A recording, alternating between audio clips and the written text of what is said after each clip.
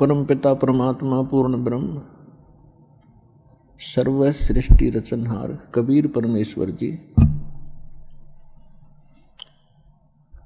अपनी प्यारी आत्माओं को यथार्थ ज्ञान देने के लिए वे स्वयं ही आते हैं, अपने सतलोक से चलकर आते हैं और वो गुरु की भूमिका निभाते हैं। क्योंकि यदि पृथ्वी पर गुरु होते तो परमात्मा को आने की आवश्यकता नहीं थी। पृथ्वी पर गुरु नहीं थे, ये लिटिल नॉलेज वाले गुरु थे, नीम हकीम थे। इन्होंने न तो अपने सदग्रंथों को समझा, इनके पास वो साधना भी नहीं थी जिससे ये कोई अनुभव ठीक कर सके परमात्मा के विषय में। इसलिए गुरु रूप में परमात्मा स्वयं ही आते हैं और वो अपनी महिमा भी बताने की चेष्टा करते हैं कि मैं परमात्मा हूँ,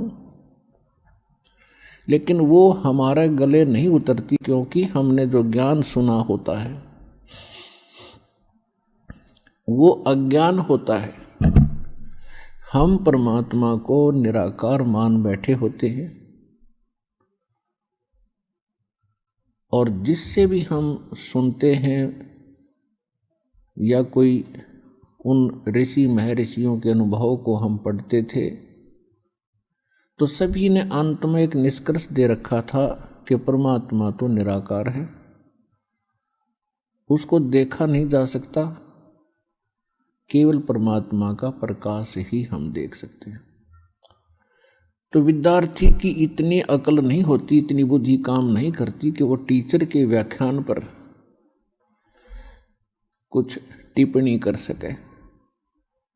यानी श्रोता जो होते हैं वो जिनको गुरु मान बैठे हैं और उनके द्वारा दिए गए प्रवचनों पर वो अविश्वास कभी नहीं करते, ये स्वभाव होता है। और अविश्वास करने का उनके पास कोई पैमाना भी नहीं होता जिससे वो ये कह सकें कि नहीं गुरुजी आप ऐसे नहीं, ऐसा हमने पढ़ा है। तो जिस कारण से परमात्मा ने अपने आप को एक गुरु सतगुरु के रूप में ही अधिक पेश किया। यदि गुरु होते तो वो गुरु रूप में आए परमात्मा ही होते हैं। तो यहाँ परमात्मा इसलिए कह रहे हैं कि गुरु गोविंद दोनों खड़े और किसके लागू पाए, बलिहारी गुरु आपना जिन गोविंदियों मिलाए। यानी गुरु रूप में परमात्मा ही हो सकते हैं और बाकी जो गुरु हैं वो तो अलग बात है। कोई मोटरसाइकिल चलाना सिखा देता वो उसका गुरु हो गया, कोई गाड़ी चलाना सिखा देता उसका गुरु हो गया, माताएं अपने बेटियों को रोटी पौना सिखा दी वह उनकी गुरु होगी। तो ये गुरु अलग हैं और अध्यात्म जो गुरु है रियल में हमारा वो गुरु है। तो अध्यात्म ज्ञान यहाँ नहीं था और जो सदग्रंथ थे उनको हमारे गुरु जो बने हुए थे या नकली वो समझ नहीं सके, इसलिए परमात्मा स्वयं आते हैं। और फिर वो कहते हैं कि गुरु गोविंद दोनों खड़े, अब किसके लागू पाए, बलिहारी गुरु आपना जिन गोविंदियों मिलाए। तो वो कहते हैं गुरु को, गोविंद को छोड़कर हम गुरु को ही महत्व देंगे। तो गुरु परमात्मा ही हो सकते हैं, बाकी गुरु सभी अपने अपने सत्र के हैं, वो उनका अलग काम है।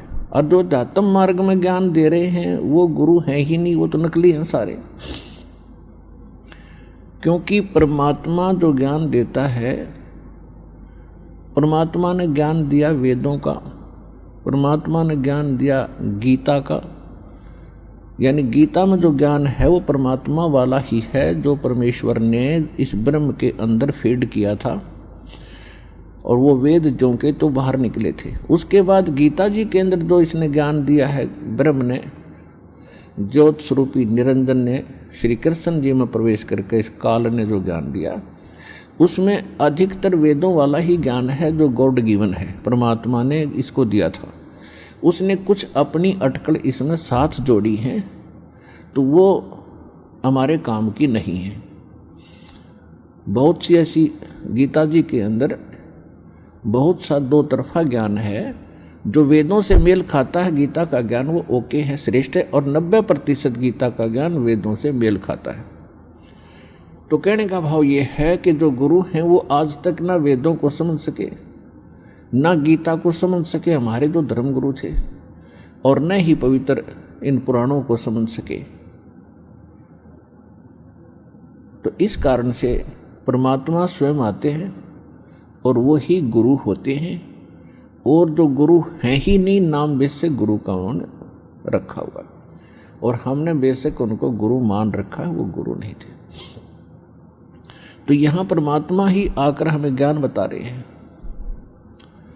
सतगुरु के उपदेश का लाया एक विचारे, जय सतगुरु मिलते नहीं तो जाते नरक द्वार। नरक द्वार में दूत सब करते खींचातान, उनसे कबू ना छूटते फिर फिरते चारों खान। कबीर चार खानी में भरमते कबू न लगते पार, सो फेरा सब मिट गया मेरे सतगुरु के उपकार।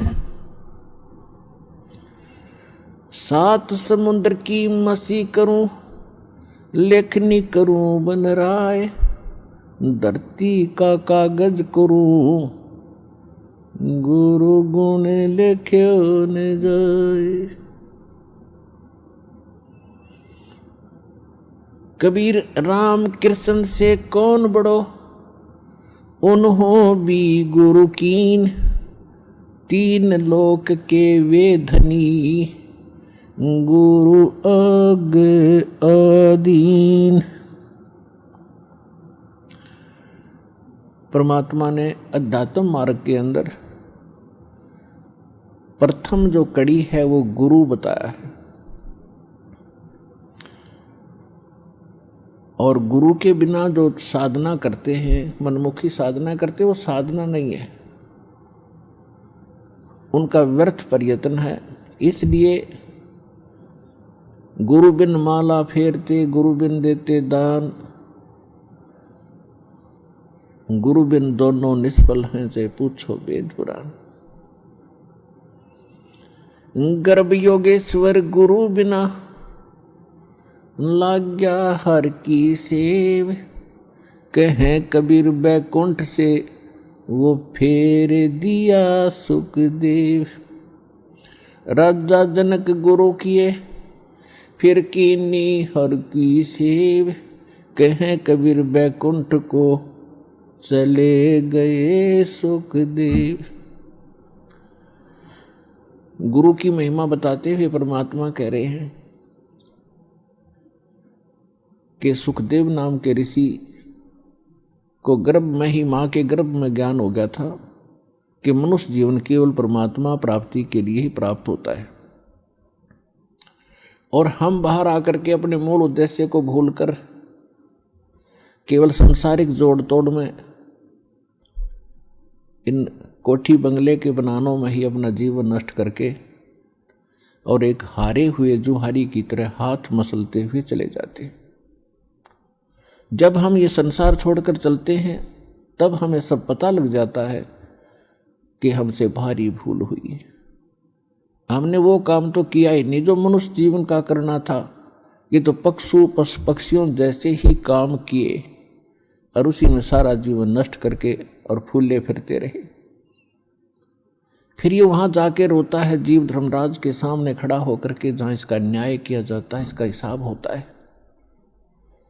तो बहुत रोता है, बहुत पछताता है, इसको पश्चाताप करता है। फिर इसको सब बातें याद आती हैं कि जब तू मानव शरीर प्राप्त करके यहाँ से गया था, कितना शुक्र मनाया था भगवान का, और क्या क्या प्रॉमिस किया था भगवान, भक्ति गणी करूँगा, और पेट गुजारा तो आपने